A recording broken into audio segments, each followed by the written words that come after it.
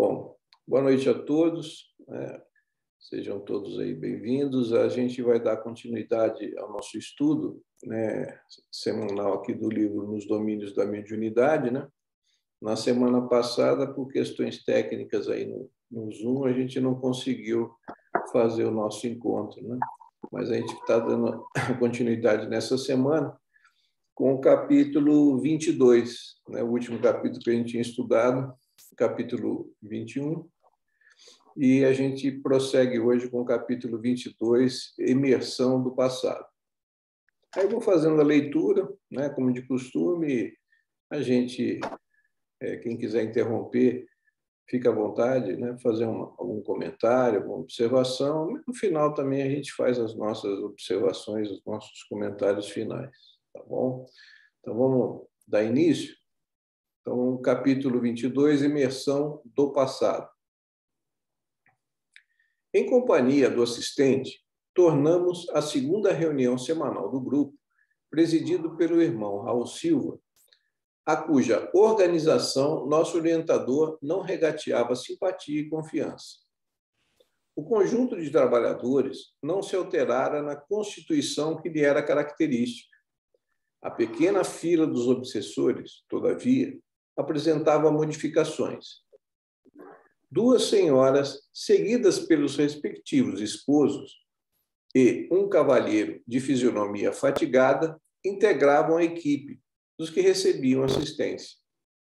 Os médiuns da casa desempenharam caridosa tarefa, emprestando as suas possibilidades para a melhoria de várias entidades transviadas na sombra e no sofrimento, com colaboração eficiente de Dona Celina à frente do serviço. Solucionados diversos problemas alusivos ao programa da noite, eis que uma das senhoras enfermas cai em pranto convulsivo, exclamando: "Quem me socorre? Quem me socorre?" E comprimindo o peito com suas mãos, acrescentava em tom comovedor: "Covarde, por que apunhalar assim uma indefesa mulher? Serei totalmente culpada. Meu sangue condenará seu nome infeliz." Raul, com sinceridade habitual, abeirou-se dela e consolou-a com carinho. "Minha irmã, o perdão é o remédio que nos recompõe a alma doente. Não admita o desespero lhe subjuga as energias. Guardar ofensas é conservar sombra. Esqueçamos o mal para que a luz do bem nos felicite o caminho. Olvidar? Nunca. O senhor sabe o que vem a ser uma lâmina enterrada em sua carne? Sabe o que seja a calamidade de um homem que nos suga a existência para arremessar-nos a miséria, comprazendo-se, depois disso, em derramar-nos o próprio sangue? Sim, sim, ninguém lhe contraria o direito à justiça, segundo as suas afirmações. Entretanto, não será mais aconselhável aguardar o pronunciamento da bondade divina? Quem de nós estará sem mácula? Aqui é uma parte interessante, né, que ele fala aqui do médium, né? Os médiuns da casa desempenhavam caridosa tarefa, emprestando suas possibilidades para a melhoria de várias entidades, né? É interessante o seguinte, né? Do papel do médium, né? Na reunião mediúnica, né? A gente acha assim, a conversa com os espíritos não poderia ser feita no plano espiritual, né? Para que precisa ter um médium ali, o que a gente chama, né, de incorporação, né? O espírito que é muito importante esse contato com a matéria, né? O próprio contato com a matéria é necessário para a própria tomada de consciência, às vezes, do espírito, da condição dele, né? Então, coisa que, às vezes, só no plano espiritual fica mais difícil de realizar, né? Então, é o que a gente chama, entre aspas, de incorporação, né? Que a gente sabe que não é bem uma incorporação, mas essa presença, esse contato do espírito desencarnado novamente com a matéria, né? com o médium. Anímico. Né? É o choque anímico. Isso, exatamente. Exatamente, Lívia. Esse choque é fundamental, às vezes até para a tomada de consciência do espírito. Muitos espíritos, às vezes, acham que até não desencarnados, eles acham que continuam a vida encarnados. Né? O termo é exatamente esse que a Lívia está falando, é o choque anímico mesmo. Né? Então, a importância do médium em relação a isso. Né? É um aspecto interessante para a gente atentar. Né? Então, aqui ela continua. Quem de nós estará sem mácula? Esperar, há quanto tempo não faço outra coisa? Em vão procuro reaver a alegria. Por mais que dedique ao trabalho de romper com o pretérito, vivo a carregar a sombra de minhas recordações, com quem traz no próprio peito o sepulcro dos sonhos mortos. Tudo por causa dele, tudo pelo malvado que me arruinou o destino. E a pobre criatura prorrompeu em soluços, enquanto um homem desencarnado, não longe, fitava com inexpressível, inexprimível desalento. Desculpe. Perplexos, Hilário e eu lançamos um olhar indagador ao assistente, que nos percebeu a estranheza, porquanto a enferma, sem a presença da mulher invisível, que parecia personificar, prosseguia em aflitiva posição de sofrimento. Não vejo a entidade de quem a nossa irmã se faz intérprete, alegou Hilário curioso. Sim, disse por minha vez. Observo em nossa vizinhança um triste companheiro desencarnado, mas se ele estivesse telepaticamente ligado à nossa amiga, de certo a mensagem definiria a palavra de um homem, sem as características femininas da lamentação que registramos. Em verdade, não notamos aqui qualquer laço magnético que nos induza a assimilar fluidos teledinâmicos sobre a mente da médium. Aulus afagou a fronte da doente em lágrimas, como se lhe auscultasse pensamento, e explicou. Estamos diante do passado de nossa companheira. A mágoa e o azedume, tanto quanto a personalidade supostamente exótica de que dá testemunho, tudo procede dela mesma. Ante a aproximação de antigo desafeto, que ainda a persegue de nosso plano, revive a experiência dolorosa que lhe ocorreu em cidade do Velho Mundo, no século passado, e entra em seguida a padecer insopitável melancolia. Não sei se vocês concordam comigo aqui. Pelo que eu entendi, ela é um mecanismo de animismo, né? Ela na presença desse outro espírito, ela está a médium ali está se pronunciando com o passado dela mesma. Exatamente. Né? Não sei se eu entendi corretamente. Vocês entenderam assim também? Exatamente, é isso aí. É um animismo, né? Então, se aproximou um outro espírito e ela está se manifestando ali. Pode parecer como um espírito, né? Um outro espírito desencarnado, mas não. É o espírito da própria médium, na presença daquele espírito que foi o algoz dela numa vida anterior, ela se manifesta naquela vivência dela naquela vida anterior. Então, ou seja, é um processo anímico, né? Uhum. Né? Vocês entenderam assim também? Eu entendi dessa forma. Eu estava aqui na visão, isso. Aulus afagou a flor da doente em lágrimas, como se lhe auscultasse o pensamento, e explicou. Isso aqui eu já li, né? Estamos diante do passado de nossa companheira aqui, como a gente estava comentando. A mágoa e o azedume, tanto quanto a personalidade supostamente exótica de que dá testemunho, tudo procede dela mesma, né? Aquilo que a gente está falando, é um processo anímico, né? Ante a aproximação do antigo desafeto, que ainda persegue no nosso plano, revive a experiência dolorosa que lhe ocorreu em cidade do Velho Mundo, no século passado, e entra em seguida a aparecer insopitável melancolia. Né? recomeçou a luta na carne, na presente reencarnação, possuída de novas esperanças.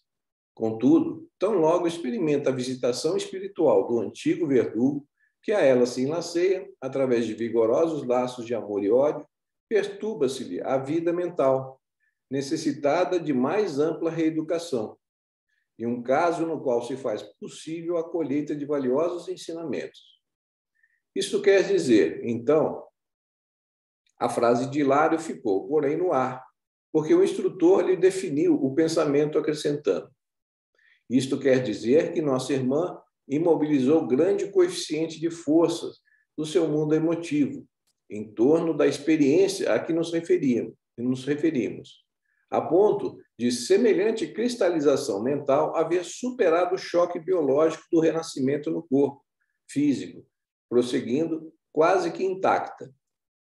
Fixando-se dessa lembrança, quando instada de mais perto pelo companheiro, que lhe foi irrefletido algoz, passa a comportar-se qual se estivesse ainda no passado, que teima em ressuscitar. É então que se dá a conhecer como personalidade diferente, a referir-se à vida anterior. É a definição de animismo, né? Sorrindo, paternal, considerou: sem dúvida, em tais momentos, é algo que volta do pretérito, a comunicar-se com o presente. Ou seja, o espírito que estava sendo assistido ali era o espírito da própria médium, né? Que estava fazendo, na presença desse espírito, né? Que numa vida anterior foi o seu algoz, né? Ela própria médium que estava sendo tratada, né? Porque o influxo das recordações penosas de que se vê assaltada centraliza todos os seus recursos binomônicos, tão somente no ponto nevrálgico em que viciou o pensamento. Para o psiquiatra comum, é apenas uma candidata à insulinoterapia ou eletrochoque. Entretanto, para nós, é uma enferma espiritual, uma consciência torturada, exigindo amparo moral e cultura para a renovação íntima, única base sólida que lhe assegurará o reajustamento definitivo. Ele fala aqui da visão do psiquiatra, né? É interessante mesmo. Quantos casos aí, né, que são tratados como personalidades múltiplas, né? Como coisa que não são casos né, de obsessão, né? Ou até casos assim que vêm à tona, né? Até encarnações passadas das pessoas, né? Então, se a gente conseguisse, principalmente do ponto de vista da psiquiatria, né? Pena até hoje o Eduardo não está aqui, né? O Eduardo Mimesse, né? Para a gente poder conversar um pouquinho a respeito disso, né? No campo da psiquiatria, quantas patologias não seriam melhor conhecidas, né? Dentro de uma visão mais integral do ser humano, né? Uma visão não só material, como uma visão espiritual, né? Então, como as coisas não poderiam ser melhor encaminhadas, muitas vezes, né? Analisei-a com atenção e concluí: mediunicamente falando, vemos aqui um processo de autêntico animismo. Nossa amiga supõe encarar uma personalidade diferente, quando apenas exterioriza o mundo de si mesma. Poderíamos, então, classificar o fato no quadro da mistificação inconsciente, interferiu Hilário, indagador. No caso, não é uma mistificação, né? Ela está se expressando ali, mistificação é uma outra coisa, né? É diferente de animismo. Às vezes as pessoas confundem isso, né? Mistificação é quando a pessoa conscientemente está simulando alguma coisa, né? Está simulando uma comunicação que ela sabe que não é real, né? Que não tem nada a ver com essas vivências passadas, né? Ou até um quadro histérico, né? Às vezes não é uma coisa, vamos dizer, consciente, né? Mas é um quadro de histeria, alguma coisa assim. A gente poderia até classificar, né, nesse sentido, mas no caso aqui não. O espírito que se manifesta ali não é um espírito desencarnado, é o espírito do próprio médium encarnado, né? Que é o animismo, que é diferente de mistificação. Aulus meditou 1 minuto e ponderou. Muitos companheiros matriculados no serviço de implantação da nova era, sob a égide do Espiritismo, vêm convertendo a teoria animista num travão injustificável a lhe congelarem preciosas oportunidades de realização do bem. Portanto, não nos cabe adotar como justas as palavras mistificação inconsciente ou subconsciente para batizar o fenômeno. Isso é muito importante, né? O que ele está colocando aqui é fundamental. Esse começa... Porque, na realidade, essa médium ali, ela está sendo tratada, né? O espírito da médium está recebendo um tratamento. E, às vezes, por ignorância, né, da própria condição do animismo, isso é criticado, né? Colocado como, isso é mistificação da médium, ela está mistificando, né? Muitas vezes até falar, ela precisa se afastar do trabalho mediúnico para, vamos dizer, se tratar, se melhorar, né? Estudar mais a doutrina, né? Que quando quem precisa estudar a doutrina é justamente as pessoas que às vezes estão dirigindo esses trabalhos mediúnicos, né? Que não compreendem exatamente qual é a importância desse processo anímico, né? Na realidade, a manifestação decorre dos próprios sentimentos de nossa amiga, arrojados ao pretérito, de onde recolhe as impressões deprimentes de que se vê possuída, externando-as no meio em que se encontra. E a pobrezinha efetua isso quase na posição de perfeita sonâmbula, porquanto se concentra totalmente nas recordações que já assinalamos, como se reunisse todas as energias da memória numa simples ferida. Com inteira despreocupação das responsabilidades que a reencarnação atual lhe confere. Achamos-nos, por esse motivo, perante uma doente mental, requisitando-nos o maior carinho para que se recupere. Para sanar-lhe a inquietação, todavia, não nos bastam diagnósticos complicados ou meras definições técnicas no campo verbalista, se não houver o calor da assistência amiga. É aquilo, né? A questão do amor, né? Quando a gente consegue fazer as coisas com amor, né, o alcance daquilo, né, é muito maior do que quando a gente faz somente usando vamos dizer, o intelecto, né? Se a gente conseguir o que a gente tem que conseguir juntar é o nosso conhecimento, o nosso intelecto, o nosso sentimento, né? Enquanto a gente estiver desconectado o intelecto do sentimento, a gente vai estar sempre andando manco, né? Uma perna só. Então, que é aquelas duas asas, né? Da intelectualidade e da moral, né? Do sentimento. Né? Uma asa só a gente não vai conseguir alçar voo a lugar nenhum. Então, essa é a nossa grande missão. Às vezes a gente conhece um pouco mais, né? E até vamos dizer, fica orgulhoso disso, né? E desconhece que se a gente não tiver sentimento, a gente não consegue realizar nada, né? É aquele negócio, aquela frase que diz que é bem isso mesmo. Quem sente está sempre à frente de quem sabe, né? Deve ser tratada com a mesma atenção que ministramos aos sofredores que se comunicam. E também um espírito imortal solicitando-nos concurso e entendimento para que se restabeleça a harmonia. A ideia de mistificação talvez nos impelisse a desrespeitosa atitude diante do seu padecimento moral. É aquilo que a gente comentou antes, né? E uma atitude desrespeitosa e uma atitude que não é caridosa, né? Por mero desconhecimento do que é o processo de animismo. Por isso, nessas circunstâncias, é preciso armar o coração de amor, a fim de que possamos auxiliar e compreender. Um doutrinador sem trato fraterno apenas lhe agravaria o problema, porque, a pretexto de servir a verdade, talvez lhe impusesse corretivo inoportuno, ao invés de socorro providencial. Primeiro, é preciso remover o mal, para depois fortificar a vida na sua própria defesa. Felizmente, o nosso Raul assimila as correntes espirituais que prevalecem aqui, tornando-se o enfermeiro ideal para situações dessa ordem. Tem uma situação, não sei se vocês assistiram aquele filme da vida do Divaldo, esqueci o nome do filme, eu acho que é nesse filme que mostra isso, né? Tem uma reunião mediúnica e o doutrinador ali começa a falar com o espírito, eu acho que é o próprio espírito lá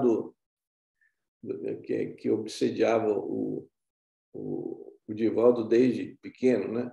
O Máscara de Ferro, lá, que depois ele pega a mãe do espírito e consegue resolver o problema, né? Ele começa a falar e tal, e o espírito, né, não estava nem aí, inclusive rebatendo tudo que ele estava falando. Por quê? Porque ele estava falando só com a parte intelectual. Aí entra uma senhora, né, quando vê que ele não está conseguindo contornar a situação, né, o que a gente chama de doutrinador, entre aspas, né, que não é bem isso, e ela começa a falar com ele com sentimento, né, realmente sentindo como uma pessoa que precisa, falando com carinho, com amor com aquela pessoa. E a situação se muda completamente. O espírito do outro lado, né, que estava numa atitude... eu acho que não sei se é exatamente o espírito que obsediava o Divaldo, ou se é numa outra passagem que mostra uma reunião mediúnica. Eu acho que até era isso. E o espírito se desarma. Por quê? Porque ele foi tocado pelaquela sensação realmente que vinha dela de amor, de interesse pelo espírito. Não só um discurso intelectual, né, que só aborreceu ele mais, né? Então, é aquele negócio. Se a gente não fizer as coisas quando a gente faz com amor, tudo... o alcance é sempre muito maior, né? Hilário, tanto quanto eu, edificado com os ensinamentos ouvidos, perguntou respeitoso: e podemos considerá-la médium mesmo assim? Como não? Um vaso defeituoso pode ser consertado e restituído ao serviço. Naturalmente, agora, a paciência e a caridade necessitam agir para salvá-la. Nossa irmã deve ser ouvida na posição em que se revela, como sendo, em tudo, a desventurada mulher de outro tempo, e recebida por nós nessa base, para que use o remédio moral que lhe estendemos, desligando-se, enfim, do passado. O assunto não comporta desmentido, porque, indiscutivelmente, essa mulher existe ainda nela mesma. A personalidade antiga não foi eclipsada pela matéria densa, como seria de desejar. Ela renasceu pela carne, sem renovar-se em espírito. O assistente fixou o gesto de quem mergulhava na própria consciência, às sondas de suas reflexões, e falou: qual se o fizesse de si para consigo? Ela representa milhares de criaturas aos nossos olhos. Quantos mendigos arrastam na terra o emburacado manto da fidalguia, efêmera, que envergaram outrora? Quantos escravos, da necessidade e da dor, trazem consigo a vaidade e o orgulho dos poderosos senhores que já foram em outras épocas? O Chico tinha uma frase até interessante, eu acho que era mais ou menos isso, né? Acho que perguntaram para ele onde é que estava a nobreza da Europa antigamente, né? Os reis, as coisas. Ele falou: hoje em dia eles estão todos na favela aqui é o que ele está mostrando aqui, né? O reencarne, às vezes, de espíritos muito orgulhosos, que usufruíram muito da parte material, às vezes a custo, às vezes até da dor, né, dos semelhantes, né? E vem e reencarna em situações, às vezes, das mais difíceis, né? Em lugares com pouco recurso, né? Em que, às vezes, a própria condição básica, as necessidades básicas humanas não são atendidas, né? Quantas almas conduzidas à ligação consanguínea caminham do berço ao túmulo, transportando os quistos invisíveis de aversão e ódio aos próprios parentes, que lhes foram duros adversários em existências pregressas. Todos podemos cair em semelhantes estados, se não aprendermos a cultivar o esquecimento do mal em marcha incessante como o bem. Nessa altura, Raul Silva, na condição de hábil psicólogo, convidou a doente ao benefício da prece. Competia-lhe a ela suplicar ao céu a graça do ouvido. Cabia-lhe expungir o passado da imaginação, de maneira a pacificar-se, e, singularmente comovido, recomendou-lhe repetir em companhia dele as frases sublimes da oração dominical. A pobre senhora acompanhou-o docilmente. Ao término da súplica, mostrava-se mais tranquila. O prestimoso amigo, traduzindo a colaboração do mentor que o acompanhava, solícito, rogou-lhe considerar, acima de tudo, o impositivo do perdão aos inimigos, para a reconquista da paz. Em lágrimas, a enferma desligou-se das impressões que a imobilizavam no pretérito, tornado à posição normal. Enquanto Silva lhe aplicava passes de reconforto, o assistente comentou: outra não pode ser. Por enquanto, a intenção assistencial é em seu benefício. Pela enfermagem espiritual bem conduzida, reajustar-se-á pouco a pouco, retomando o império sobre si mesma e capacitando-se para o desempenho de valiosas tarefas mediúnicas mais tarde. Estimaríamos a possibilidade de continuar analisando casos sob nossa vista. Contudo, a outra senhora doente passou de improviso ao transe agitado e era preciso estudar fazendo o melhor. Aqui ele acaba o capítulo, né? Então, apesar de ter, como sempre a gente vê, né? Apesar de ser um capítulo curtinho, né? Quanto de ensinamento que aqui a gente não consegue extrair aqui, né?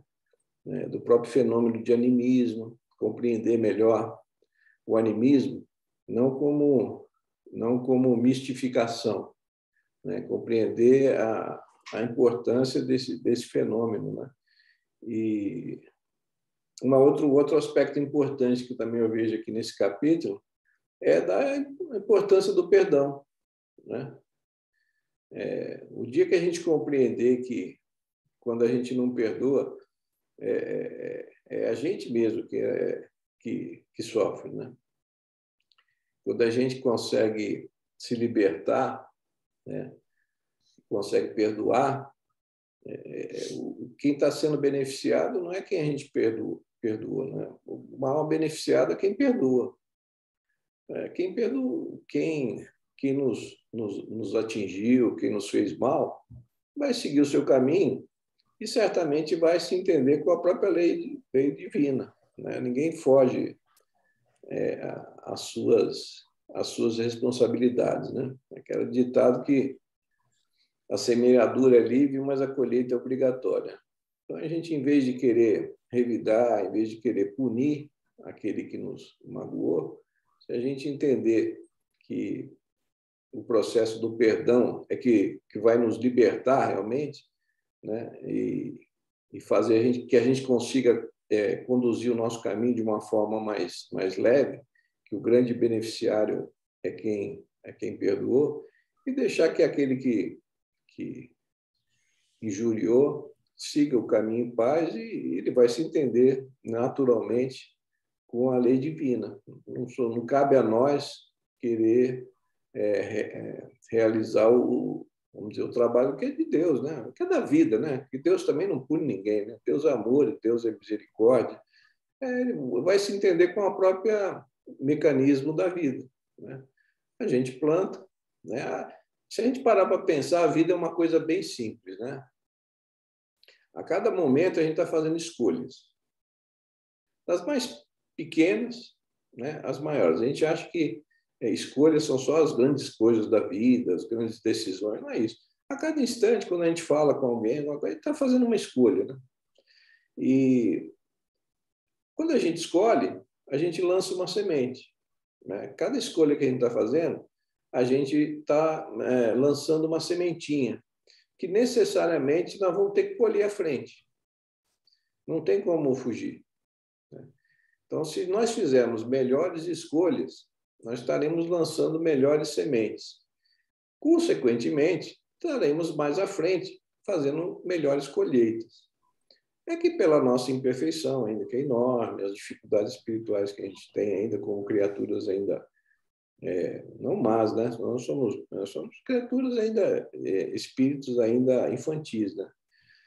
E nesse processo de escolha e de colher aquilo que a gente plantou, a gente vai aprendendo. Isso faz parte do próprio processo de aprendizado e evolução, que é natural, né?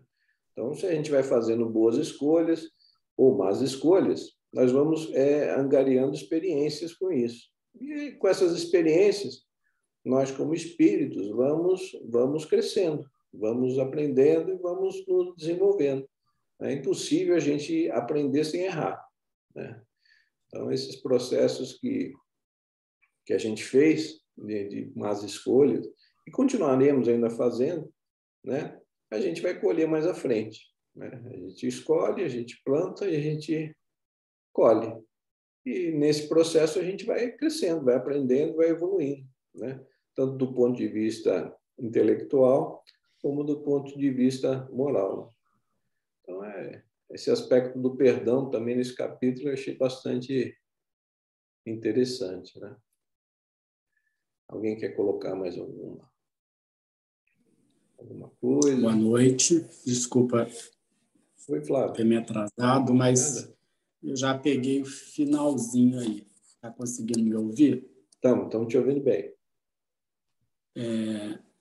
Esse capítulo, basicamente, uma vez eu estava estudando ele, e é basicamente a importância do animismo, né, que a gente tem que dar numa reunião mediúnica, porque, como você falou, a gente sempre pensa em animismo, em coisas de mistificação. Mas o animismo, ele é que ajuda a esse tratamento do próprio médium que a gente vem falando. O médium tem que se beneficiar desse tratamento para poder ajudar algum espírito. Então, é difícil, né, a gente saber, às vezes, o que é do médium e o que é do espírito, né? Esse é o bom animismo que a gente chama, né? Tipo assim, é o animismo que é necessário para a cura do médium, porque o médium também é o espírito em evolução, né? Então, é muito importante para mim esse capítulo.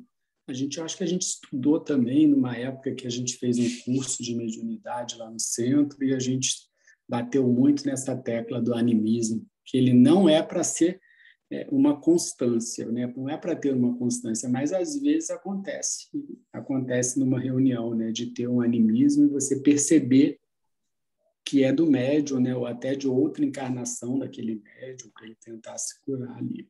É bem interessante, né? Isso mesmo. É bem importante a gente entender isso, né? Porque senão a gente, vamos dizer, que nem eu estava comentando, não sei se você pegou, né? Às vezes chega esses processos, aí acha que o médium está com problema, que o médium tem que se afastar para estudar a doutrina, né? Como eu até falei, às vezes quem precisa estudar a doutrina às vezes o dirigente que não compreende esse fenômeno, né? E não entende, como você está falando mesmo, que é o tratamento do médium ali, né? Está sendo uma caridade para aquele espírito, né? Que é um espírito encarnado, né? Mas assim ele tá tratando experiências de vivências anteriores que precisam ser, vamos dizer, retomadas e resolvidas, né? A Marlene Nobre, ela fala muito bem sobre essa questão do animismo, né? Tem uma obra dela que é aquela Obsessão e Suas Máscaras, né? Ela faz lá um resumo das obras de André Luiz referentes à questão da obsessão. Tem algumas palestras dela também no YouTube. Aliás, tem várias palestras dela no YouTube que vale muito a pena assistir. Muito a pena assistir. Palestras sobre perispírito, palestras sobre as influências mediúnicas. E ela tem uma dessas palestras também que ela fala sobre essa questão do animismo como uma questão importante que permite, inclusive, a ocorrência da mediunidade. Então, muitas vezes, os espíritas, né, eles colocam o animismo como uma coisa errada, uma coisa ruim, e não é verdade. Tem que entender bem qual é o papel aí do animismo, porque, na verdade, é você estar permitindo... Ela coloca que no animismo você consegue libertar o seu próprio espírito da matéria densa, né, do nosso corpo físico, e é através disso que você consegue, muitas vezes, a comunicação mais adequada, mais facilitada com os espíritos, inclusive em processos de caridade, processos de fazer o bem, né, dos trabalhos, né, dessa relação entre os planos. Então, eu não confundi com autossugestão, né? Porque às vezes a pessoa confunde. Autossugestão é uma coisa, animismo é outra, né? A autossugestão que a gente tem que tomar cuidado. Que a autossugestão, a pessoa às vezes está com aquilo na mente e de repente vai para uma situação de uma reunião mediúnica, dentro de um contexto dentro da casa espírita, e coloca a sua autossugestão como se fosse uma transmissão, né, de espiritual, de uma comunicação com o espírito. E muitas vezes aquilo ali, na verdade, é uma autossugestão. Aquilo está na mente dele ali, naquele momento, meio que fixado por algum motivo, e aí ele sugere aquilo e coloca aquilo como... Por isso que a gente tem que ter sempre o crivo, né? Aquela questão das comunicações mediúnicas, das psicografias. A gente tem que tomar muito cuidado. O que é a psicografia? Aquilo que é o seu próprio espírito que está trazendo, às vezes trazendo de bagagens passadas, né? Ou aquilo que você realmente está recebendo a comunicação, né, de um espírito, um fenômeno realmente mediúnico, ou se é uma autossugestão. Você está ali, você se concentra, mas na realidade é uma coisa que está na sua mente no momento, fixada, e você vai e escreve aquilo ali, e é você mesmo, né? A sua própria mente atual que está com aquilo na cabeça, né? E aí é o crivo, né? Aí, na realidade, é a questão do crivo, que Kardec falava tanto, né? Aí tem que ter o crivo de você filtrar, ou analisar, né, uma comunicação para saber se aquilo ali realmente, né, se fundamenta mesmo, né? e tudo mais. Outra coisa que eu achei muito importante nesse capítulo é essa mistura que acontece entre o nosso passado e o nosso presente, né? Então, não tem como a gente se livrar do passado, né? A gente traz coisas muitas coisas que nós vivemos no presente está ligado ao nosso passado. Nosso passado que eu me refiro a vidas passadas, né? Então, a melhor maneira de você criar um futuro melhor é você melhorar o presente. Para você não levar coisas a serem resgatadas lá na frente. Levar coisas boas para colher. Mas para colher coisa boa, tem que plantar coisa boa. E tem que plantar agora, né? E essa questão do perdão, né? O perdão, os benfeitores falam isso o tempo inteiro, né? Perdão como um remédio, né? Mas aí o perdão está no Evangelho também, no Evangelho segundo o Espiritismo, né? Que o perdão é você esquecer o mal. Isso é um verdadeiro perdão, você esquecer o mal que aquela pessoa te fez. Tem que esquecer. Porque às vezes você fala assim, eu perdoei. Mas você está sempre lembrando do mal que o cara te fez. Todo dia. Aí chega numa oportunidade, você vai lá e lembra do mal que o cara te fez. Você perdoa, é verdade? Perdoa nada. Você perdoou da boca para fora. Então, perdoar é realmente esquecer o mal que alguém te fez. Essa é a melhor maneira de você se livrar, de você se libertar. E aqui é legal. Passou, né? E aqui é legal porque fala que esquecendo o mal você permite a entrada da luz, né? Então, e a prece? E aí o capítulo finaliza aqui né, na parte final, falando da importância da prece nesse processo todo, né? Para nos ajudar nessa luta nossa aí, nessa saga da evolução. Eu não vi esse garoto que está falando isso aí. Mas ele também faz parte de livros que ele já escreveu com outras pessoas. Então é muito legal. Eu não sei se vocês viram, mas teve um seminário dessa obra nova do Divaldo Franco, não viu, não. Vidas Plenas. Foi um seminário que o teve Vidas agora, Férreas. que teve agora Vidas no... Férreas. Já lançou mais um, né? Então, e aí tem um Manuel, né? tem um seminário agora que tá salvo no YouTube, lá no site da Mansão do Caminho, no YouTube. É. E são 5 módulos. Aí tem um psiquiatra que participa e tem Legal. o André Peixotin. O André Peixotin, eu assisti ontem, ele tem um módulo, eu acho que é o módulo 3 ou 2, que ele dá, puxa, vale muito a pena assistir. Que capacidade que ele tem de conseguir sintetizar, né?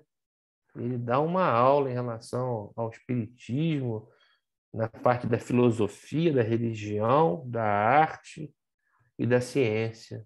Passeia com uma facilidade tremenda. E não vale muito a pena assistir, é um aprendizado muito grande. Mas é isso aí. Esse capítulo aqui, como o livro todo, é muito bom, né? Uma coisa que você falou aí a respeito de comunicação mediúnica e tal, é assim, difícil, muito dificilmente a comunicação mediúnica é uma coisa assim, vamos dizer, límpida do pensar. Sempre vai ter uma interferência da mente de quem está recebendo aquela comunicação, né? Então, assim, muito dificilmente, muito poucos médiuns assim têm essa capacidade assim de transmitir uma comunicação, seja ela psicografia ou psicofonia, o que for, sem que aquilo passe pela própria mente e ali sofra algum ruído, algum tipo de ruído naquela ideia, né? Então, assim, eu acredito que muito médios, assim como talvez o Chico Xavier, alguma coisa, tem essa capacidade de, vamos dizer, de ser um condutor límpido da ideia, né? Porque ele está ligado à questão moral, né? exatamente. Ele está diretamente ligado à questão moral. Porque, às vezes, a comunicação que está sendo dada é para o próprio médium que está recebendo aquela comunicação. E, às vezes, ele não está gostando muito do que ele está ouvindo, então ele já dá uma modificada, às vezes, assim inconscientemente até, né? Não, mas eu não tenho a menor dúvida, ô Nilton, que toda comunicação que o médium recebe, primeiramente é para ele mesmo. É que nem quem dá palestra, né? Assim, é o que mais precisa ouvir, né? O ouvido que está mais perto da boca é do próprio orador, né? Então, assim, normalmente os oradores são aqueles que mais precisam aprender, né? Sim. A gente acha, o orador, tal. Geralmente os oradores são os espíritos mais comprometidos, que mais precisam ouvir aquilo, porque para falar você vai ter que estudar, vai ter que refletir sobre aquilo, né? E o ouvido que está mais perto da boca do orador é dele próprio, né? Então, assim, geralmente os oradores são os espíritos que mais precisam ouvir, que mais precisam aprender, né? Por isso que a necessidade é importantíssima, a humildade, né? Exatamente. Então, Entender isso, né? Os expositores, eles têm que não se acharem celebridades, não. Eles estão num trabalho de oportunidade de resgate, de aprendizado, ao mesmo tempo também servindo, né? Mas sabendo que aquilo ali está muito ligado às suas próprias necessidades. Então, toda vez que a gente vai expor alguma coisa ligada ao espiritismo, você tem que pensar assim, isso aqui é para mim. E, ao mesmo tempo, também eu estou servindo a outras pessoas. Como nós estamos mais ou menos no mesmo barco, na mesma história, aquilo que serve para mim, serve para você, serve para a maioria. Né? As chagas são as mesmas, né, Nilton? Muda um pouquinho aqui, outra ali, mas é tudo igual. É egoísmo e orgulho. Comentando de novo a respeito ali quem estava falando do movimento espírita, de precisar fazer algumas reflexões e tal, né? Uma coisa que sempre, assim, isso é uma coisa particularmente minha, né? Não sei, posso até estar errado, mas sempre me incomoda, às vezes, quando você tem um evento espírita, alguma coisa, você coloca sempre fulano de tal de não sei da onde, fulano de tal, não sei da... E você não tem um tema que vai ser falado. Eu acho que isso é um pouco de inversão de valor. Você está colocando o mensageiro acima da mensagem, né? Então, o importante não é o mensageiro. O importante é a mensagem, né? Então, eu acho assim, quando numa palestra, num evento, né, a primeira coisa é qual é a mensagem que vai ser dada. Essa tem que estar em destaque. O orador é só um mensageiro, o mensageiro é sempre menos importante do que a mensagem, né?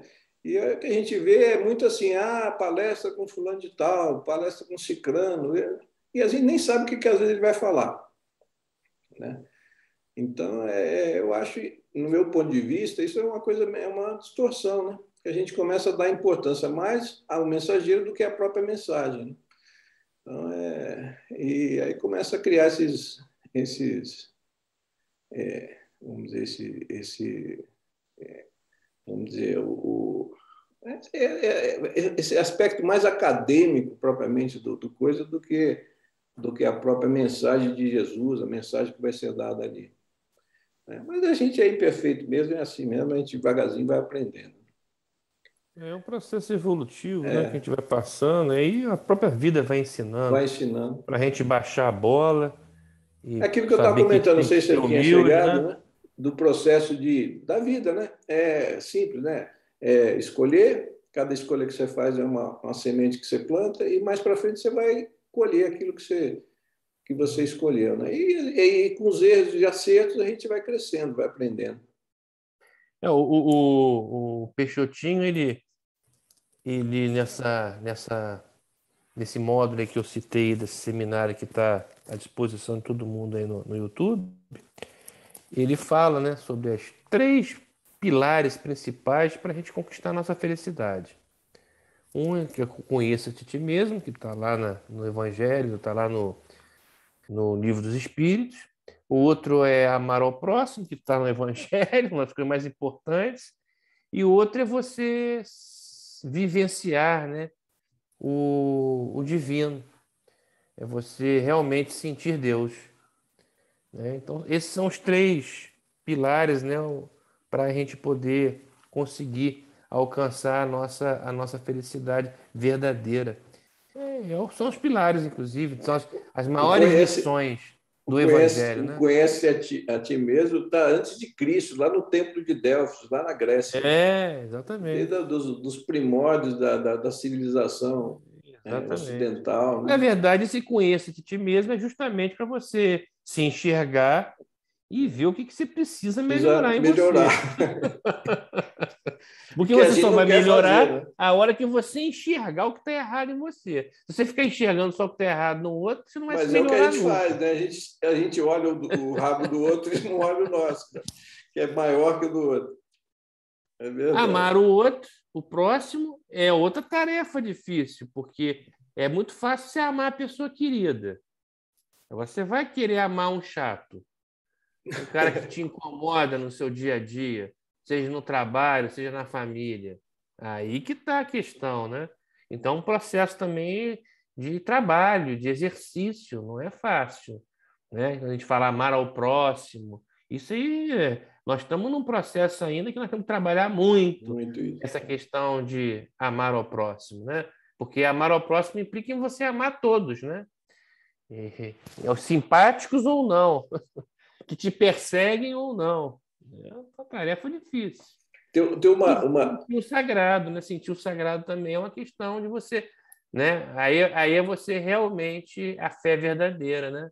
Em que você sente o Deus, nosso Pai Criador, e até você se sentir, né, como um co-criador. Então, são processos que devem ser alcançados, mas que precisa de muito trabalho. Você está falando de amar ao próximo, aí tem uma cena no livro, no filme, né, no Nosso Lar, que André Luiz ali está preocupado, ele queria voltar para ver a família e ninguém deixava, ele quis falar com o governador lá do Nosso Lar e tal, e ele chega, não, mas é minha família, eu quero... Aí o governador chega para ele na janela e fala assim, olha, eis aqui a sua família, né? Aí mostra tudo ali, né? Todos ali, tá? Quer dizer, é uma outra compreensão, né? De um outro entendimento, né? A família, a nossa família é a humanidade, né? Se a gente parar para pensar, né? Não é só a nossa família carnal de uma encarnação e tal. Cada ser humano é um irmão, é um membro da nossa família, né? A gente está ainda distante ainda de chegar nesse nível de consciência, né? Vamos dizer assim. É isso aí. Alguém quer comentar mais alguma coisa? Lília, Cláudia, Flávio, Ivan? Não? Então, a gente vai encerrar com a nossa prece aqui e a gente dá sequência na semana que vem, com o capítulo 23, fascinação. Né? Quem que chegou por último hoje? Quem entrou por último hoje? Foi ali? Quem? Flávio? O André? Deve ter sido eu, né? Ah, Flávio. Então, o Flávio hoje faz a prece aí para a gente. Bom, se eu tiver que chutar, eu vou chutar o que mais chega atrasado. É o Flávio.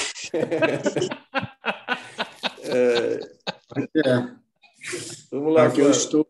eu estou na mão de vocês. Tem jeito.